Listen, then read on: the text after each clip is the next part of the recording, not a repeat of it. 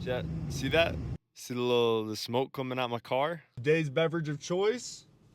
You guys can't see it. It's a little pink drink. Okay. We're drinking a little bit of Ghost pre-workout. It's the watermelon flavor. Something I love. I love this flavor. I'm not gonna lie.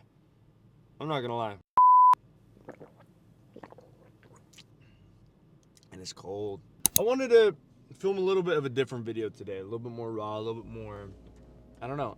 I think you get fatigued from the structure, from the planning, from all of that. You get fatigued. Does anybody else feel that way? I don't know. In life, you just get fatigued in general. But the hard thing is about it, you can't stop what you're doing because it's important and you know it. Last night, I was in my bed, and some days when I'm feeling somewhat confused or lost, I like to get into my journal.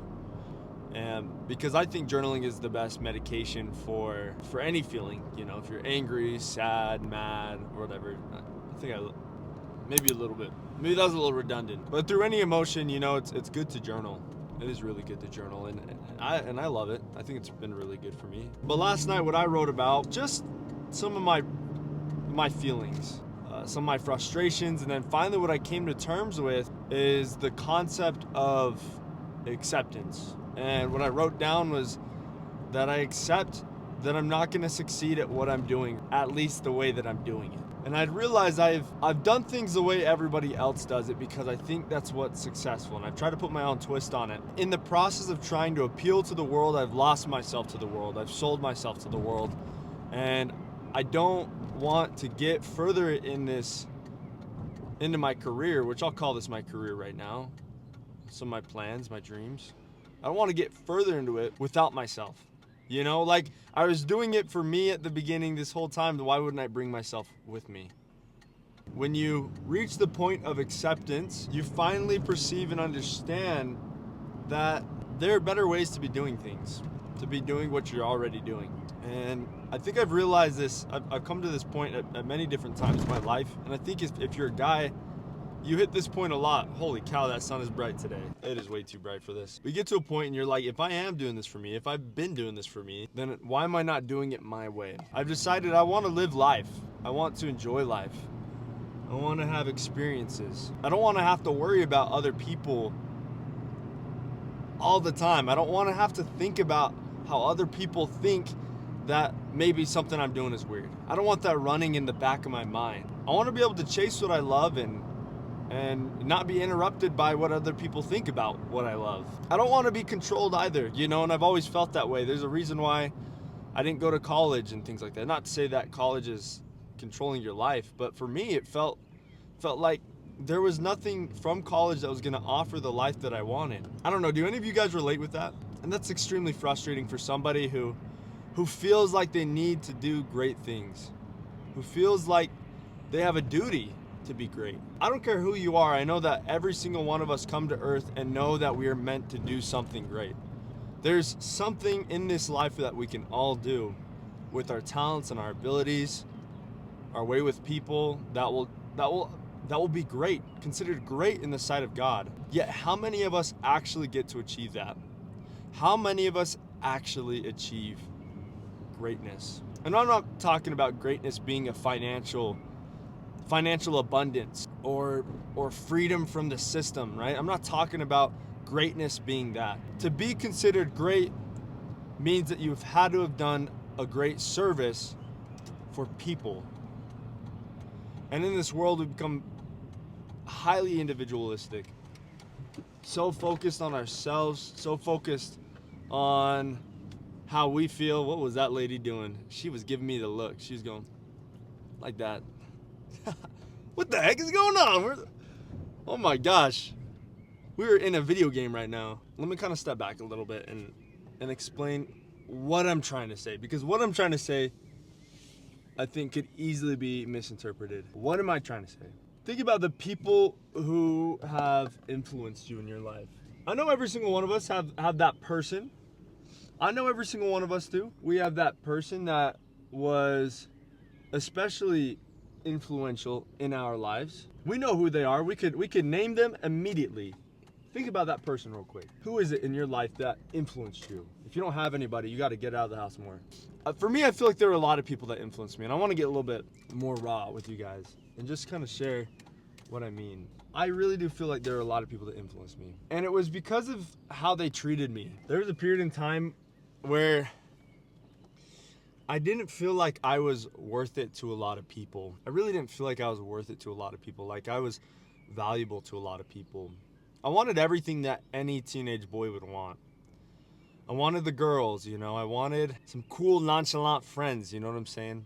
I guess what men really want is they want approval. They want to feel approved. Now, approval is a hard thing to achieve. It's one of the most difficult things to chase. Because like I said, everybody's individualistic. They don't care about you. They care about themselves. What you care about isn't as meaningful to them. So one day, as I felt this feeling, I don't know what happened, but I started to chase other means to essentially bring about this approval in my mind. And I got really, really addicted to a particular substance. I was addicted to vaping and all these things at such a young age. Nobody knew that about me necessarily. Nobody really knew that except for my friend group. And I think if you would have looked at me, you wouldn't have expected it.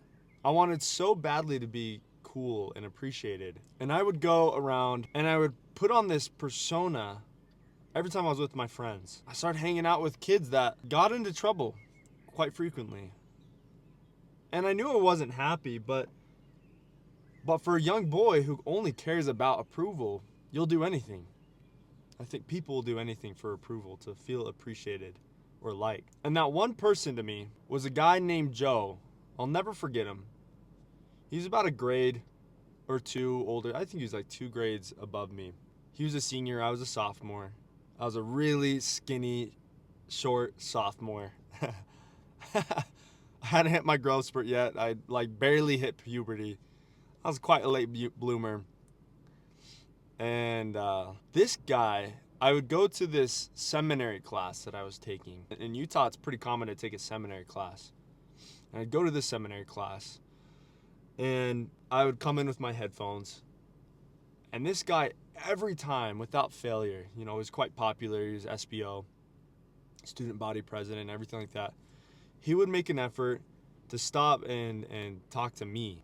And I thought he was the coolest guy in the world. Just the way he dressed, the way he styled his hair. It's like everything he was, I wanted to be like. And even to this day, I find myself modeling myself after him. Because in your adolescence, you do a lot of things and it becomes habit and stays with you in your life. But it just goes to show you how much this guy meant to me. He didn't know what I was going through.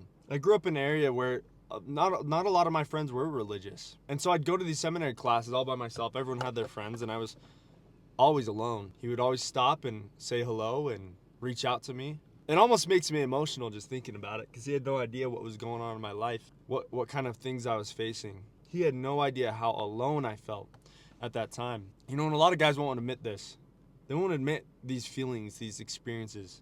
And for that, they do an extreme disservice to men and to people in general, because God gives us these experiences so that we can teach others, so that we can educate others, so that we can be like Joe. I can't tell you how grateful I was for that guy, for how he treated me and for the example that he showed me. I can't tell you how grateful I was. His example, he was a Christ-like person. He would go to seminary class and you could tell that he practiced what he believed. And then he would leave seminary class and he's this popular guy, didn't do drugs, didn't do anything like that, didn't party. He was a good person. I remember one time I tried styling my hair like him. It sounds so cringy. I put my hair up in this big old pompadour. I gotta see if I can find it. My mom literally took a picture of me that same day. And that style was kind of in back then, you know, but this is the first time I'd actually started styling my hair. It was based off of how Joe did it. My mom, I come home and my mom's like, what the heck? What the heck you got going on up there? You know what I'm saying? This is just this big old giant mop on my head. I thought I was the coolest dude. Well, nobody else said anything about my hair, actually, except for Joe. Joe actually came up to me and he's like, bro, that's sweet hair. You know, and he wasn't, you know, you can kind of tell when somebody is saying something maliciously or like trying to make fun of you. No, he was 100% serious. He's being kind, just genuine. I don't know what drove him to talk to me and reach out to me.